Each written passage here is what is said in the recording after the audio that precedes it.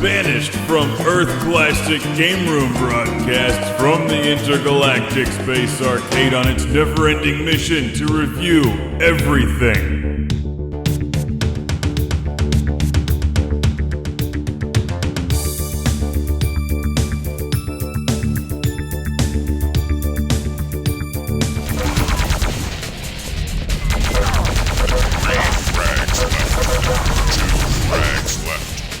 Welcome to Classic Game Room. Do you have your mouse and keyboard ready for your Dreamcast? If so, then you're ready for Quake III Arena on the Sega Dreamcast.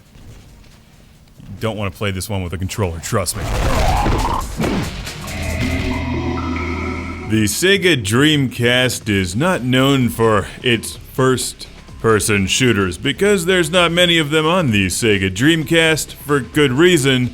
The Dreamcast controller is terrible for first-person shooters. With its single analog thumbstick, there really isn't much you can do with games like this unless you have the correct tools for the job, namely the Dreamcast mouse and keyboard. When played properly, you'll quickly realize that Quake III Arena is one of the best games on the Dreamcast.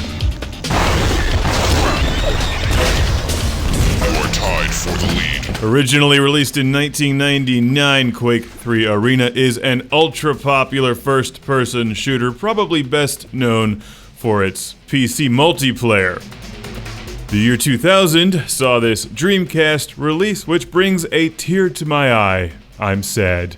You want to know why? It's not because the game isn't good, it's great.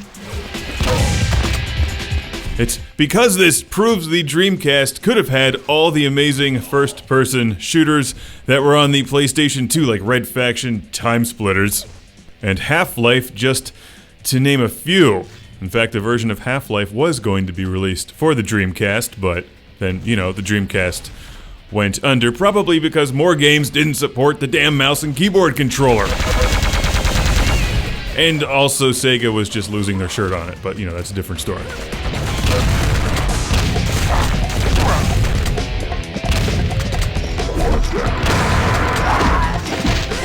I'm actually not very good with the mouse and keyboard, but I had so much fun playing this again. The Dreamcast does an excellent job running Quake III Arena.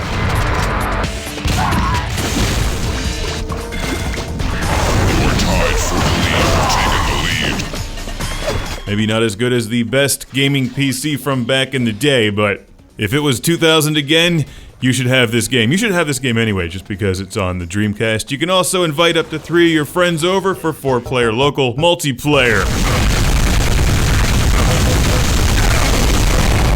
Give all of them the Dreamcast controller, and you keep the mouse and keyboard for yourself. That's what I did when playing Brandon here, who was not at all happy about that situation.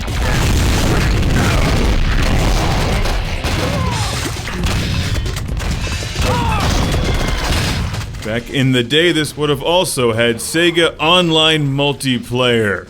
Just plug your Dreamcast into that 28.8 modem and prepare to play people from all over the world. Sadly, there just weren't that many people embracing it, and Dreamcast Online multiplayer was pretty disappointing in 2000. I remember it well. If you can imagine playing this in slow motion with frequent interruptions and numerous line drops, well, then you got it. That was online in 2000. You win.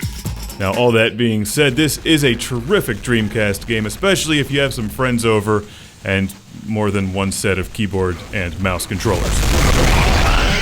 Maybe Quake III Arena is best enjoyed these days on PC. You can pick it up from Steam for a very reasonable price. It's tons of fun with incredible map designs. This is optimized for multiplayer, and while there is a single-player campaign, here in the Dreamcast version, it's not really a storyline. You just unlock new arenas, and you have over 30 characters to choose from.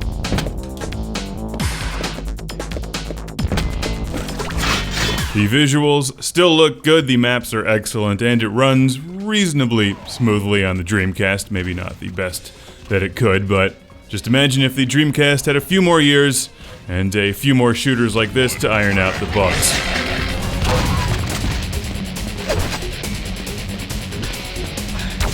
It's great for some local multiplayer, invite some friends over, just don't be the jackass that hands them a Dreamcast controller because they'll hate you.